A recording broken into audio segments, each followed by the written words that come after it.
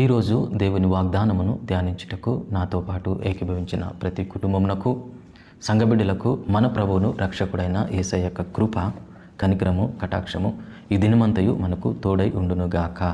ఆమేన్. ఈరోజు మనము ధ్యానిస్తున్న వాక్య భాగము, నీవు దుర్వార్తకు జడియకూడదు.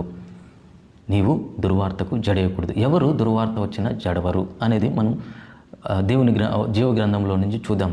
112వ కీర్తన 7వ వచనం. 112వ కీర్తన 7వ వచనం. వాని హృదయము యెహోవాను ఆశ్రయించి స్థిరముగా నుండును, వాడు దుర్వార్తకు జడియడు. He shall not be afraid of tidings, his heart is fixed trusting in the Lord. Hallelujah. వాని హృదయము యెహోవాను ఆశ్రయించి స్థిరముగా ఉండును. ఎవని హృదయము? మీరు పై వచనంలో చూసినట్లయితే, 6వ వచనంలో చూసినట్లయితే, ఎవని హృదయము? నీతిమంతుని యొక్క హృదయము. ఎవరు నీతిమంతులు? ఈ భూమి మీద ఎవరు నీతిమంతులు? మీకు తెలుసా? ఎవరు ఈ భూమి మీద నీతిమంతులు అంటే, ఎవరైతే యేసయ్యను సొంత రక్షకుడిగా అంగీకరించారో వారు మాత్రమే నీతిమంతులు. హల్లెలూయా. బైబిల్ క్లియర్గా సెలవిస్తుంది, ఎవరైతే యేసు రక్తము చేత కడగబడతారో, ఎవరైతే తండ్రి, కుమార, పరిశుద్ధాత్మ నామమున బాప్తిజం పొందుకుంటారో వారు మాత్రమే నీతిమంతులు. హల్లెలూయా.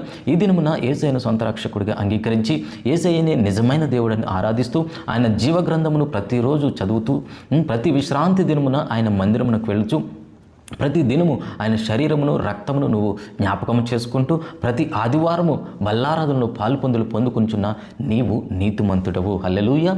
ఎవరికి లేదండి ధన్యత. భూమి మీద ఉన్న నరులలో ఎవరైతే యేసయ్యను అంగీకరించారో వారికి మాత్రమే.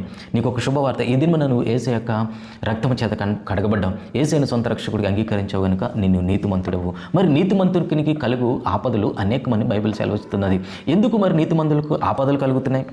హల్లెలూయా. ఎందుకు నీతిమంతులకు ఆపదలు కలుగుతున్నాయంటే, ఈ వచనం ప్రకారం చూస్తే, ఎవని హృదయము యెహోవాను ఆశ్రయించి స్థిరముగా. హల్లెలూయా. ఈ మాట మీరు చాలా జాగ్రత్తగా జ్ఞాపకం ఉంచుకోవాలి.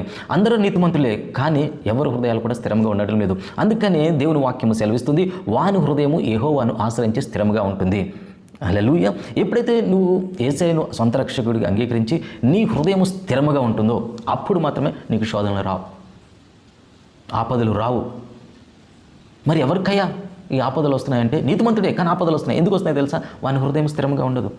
చుట్టుపక్కల చూస్తున్న పరిస్థితులను బట్టి, వింటున్న చెడు వార్తలను బట్టి, చూస్తున్న రకరకాలమైన పరిస్థితులను బట్టి వాని హృదయము స్థిరముగా ఉండదు. కనుక ఈరోజు 112వ కీర్తన 7వ వచనమును ధ్యానిస్తున్న నీవు హృదయాన్ని స్థిరపరచుకోవాలి. మొట్టమొదటిగా హల్లెలూయా. ఆయన తప్ప వేరే దేవుడు లేడు, ఆయన తప్ప నన్ను రక్షించే లోకనాథుడు ఎవరూ లేరని నీ హృదయాన్ని మొట్టమొదటిగా నువ్వు స్థిరపరచుకోవాలి. ఎప్పుడైతే నీ హృదయాన్ని నువ్వు స్థిరపరచుకుంటావో హల్లెలూయా, నువ్వు కదిలింపబడవు. అప్పుడు నీకు ఆపదలు రావు. అంతేగాని నీతిమంతుకు ఆపదలు అనేకములు వస్తాయని నువ్వు ఆ వాక్యాన్ని ధ్యానించుకో. ఆ వాక్యం ఎవరికంటే, ఎవరైతే వారి హృదయం స్థిరముగా ఉండదో. అందుకని బైబిల్ సెలవిస్తున్నది, ఓ అల్ప విశ్వాసి. హల్లెలూయా. అందుకని చూడండి, మనము మంచి ఆరోగ్యముగా ఉండి, మంచి ఆరోగ్యం కలిగి, మంచి బలము కలిగి ఉన్నంత కాలము ఈ వాక్యము మనకి చాలా నిజముగా, సత్యముగా అనిపిస్తుంది. కానీ ఎప్పుడైతే కొద్ది బలహీనత వచ్చిందో, అసలు ఈ వాక్యము నిజమా, ఈ వాక్యాన్ని నమ్మొచ్చా అని ఒక అవిశ్వాసంలోకి వెళ్ళిపోతాం. అంటే మన హృదయం ఏమైందంటే స్థిరత్వం కోల్పోయింది. అందుకని ఆయన వాగ్దానముల ఎడల నిలకడ కలిగి ఉండాలి. నీ హృదయము ఎప్పుడు కూడా స్థిరముగా ఉండాలి. ఎప్పుడైతే నీ హృదయము స్థిరముగా ఉంటుందో నీలో ఒక క్రియ జరుగుతుంది. ఏమంది? నీతిమంతుని హృదయము యెహోవాను ఆశ్రయించి స్థిరముగా ఉండును, వాడు దుర్వార్తకు జడియడు. హల్లెలూయా. నీ హృదయాన్ని ఎప్పుడైతే స్థిరపరచుకుంటావో అప్పుడు లోకములో వచ్చిన ఏ దుర్వార్తకు కూడా నువ్వు జడియవు. హల్లెలూయా. చూడండి, చాలామంది కరోనా టైంలో ఆ దుర్వార్తకు భయపడి ఎంతోమంది కనుమరుగైపోయారు. ప్రియ కుమారుడ, కుమార్తె, ఈ దినమున నీవు నేను సజీవులుగా ఉన్నామంటే ఆయన యొక్క కృప, ఆయన యొక్క వాత్సల్యత. కనుక ఈ దినమున ఆయన కృపను, ఆయన వాగ్దానములను ధ్యానిస్తున్న నీవు నీ హృదయాన్ని స్థిరపరచుకోవాలి. లోకంలో ఎక్కడో ఆ వైరస్ వచ్చింది, ఈ వైరస్ వచ్చిందంటే నువ్వు కలత చెందకు. ఎందుకంటే నువ్వు హృదయాన్ని స్థిరపరచుకోవాలి. దేవుని వాగ్దానములు స్థిరమైనవి. భూమి ఆకాశము గతించిన ఆయన మాటలు కొట్టివేయబడవు. కనుక ఆయన మాటలు కొట్టివేయబడవు. కనుక ఆయన వాగ్దానములు ఎప్పుడు స్థిరముగా ఉంటాయి. కనుక నువ్వు దుర్వార్తకు భయపడకుండా ఉండాలి అంటే నువ్వేం చేయాలంటే నీ హృదయాన్ని స్థిరపరచుకోవాలి. కనుక అలాంటి స్థిరత్వాన్ని ఎప్పుడైతే కలిగి ఉంటావో యేసయ్యను సొంత రక్షకుడిగా అంగీకరించిన నీవు బలాన్ని పొందుకుంటావు, శక్తిని పొందుకుంటావు. ప్రియ కుమారుడా, కుమార్తె, నీ పక్కింటి వాళ్ళకో, ఎదిరింటి వాళ్ళకో, నీ ఆఫీస్లోనో, నువ్వు పని చేయుచున్న చోటో ఎవరికో ఏదో జరిగిందంటే మొట్టమొదటిగా నువ్వు భయపడతావు, నువ్వు ఆందోళన చెందుతావు. అసలు దేవుడు ఉన్నాడా లేడనే భయం నీకు వస్తుంది. అలాంటి భయం ఎప్పుడు చెందుకో. నీ హృదయాన్ని స్థిరపరచుకో. వాక్యం మీద స్థిరం కలిగి ఉండు. ఆయన వాగ్దానం లేడా స్థిరం కలిగి ఉండు. అప్పుడు ఏ దుర్వార్త వచ్చినా నీవు భయపడవు. హల్లెలూయా. ఈరోజు ఇంకా నువ్వు భయపడుతున్నావంటే ఆయన వాగ్దానముల పట్ల స్థిరమైన అభిప్రాయం నీకు లేదు. కనుక ఒక క్రైస్తవుడిగా ప్రతి ఆదివారం సంఘానికి వెళుతూ ప్రతి ఉదయమున దేవుని వాగ్దానం ధ్యానిస్తున్న మనము మన హృదయాలను ఎప్పుడైతే స్థిరపరచుకుంటామో ఎలాంటి దుర్వార్త కూడా భయపడము. హల్లెలూయా. ఈ దినం నుంచి ఎటువంటి చెడ్డ వార్తకు కానీ ఏ దుర్వార్తకు కానీ మీరు భయపడకుందురుగాక. ఆమేన్. దేవుడి మాటలను దీవించును గాక. చిన్న ప్రార్థన చేసుకుందాం. ప్రేమగల తండ్రి, కృపగల యేసయ్య, ఆదరణకర్త అయిన పరిశుద్ధాత్మ దేవ, మీ ఘనమైన శ్రేష్టమైన ఉన్నతమైన ప్రశస్తమైన నామమునకు వేల కొలది వందనం చెల్లిస్తున్నాం ప్రభా. నాయన 112వ కీర్తన 7వ వచనంలో ప్రభా, నీతిమంతుని హృదయం యెహోవాను ఆశ్రయించి స్థిరముగా ఉంటుంది.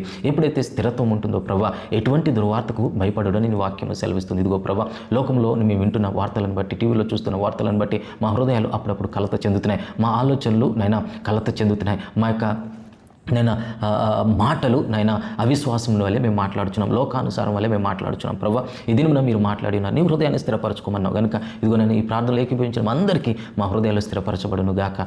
మీ వాక్యం ఎడలా స్థిరపరచబడును గాక. మీ యందు నమ్మిక ఉంచటను బట్టి మేము స్థిరపరచబడము గాక.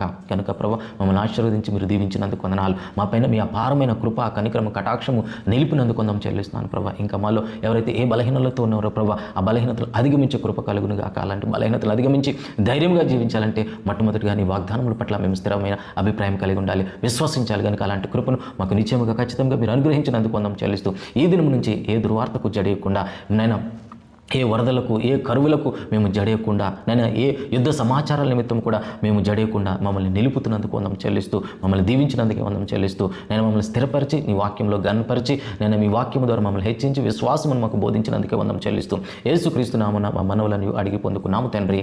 ఆమేన్, ఆమేన్, ఆమేన్. మన తండ్రి అయిన దేవుని ప్రేమ, ప్రభువైన యేసుక్రీస్తు వారి యొక్క కృప, పరిశుద్ధాత్మ దేవుని యొక్క సన్నిధి సహవాసము మనకు ఈ వాగ్దానములు పొందుకున్న మీకు సదాకాలము తోడే ఉండును గాక.